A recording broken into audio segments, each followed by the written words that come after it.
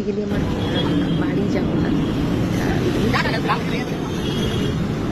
গোলমাল থেকে দুর্গাপুর যাওয়া।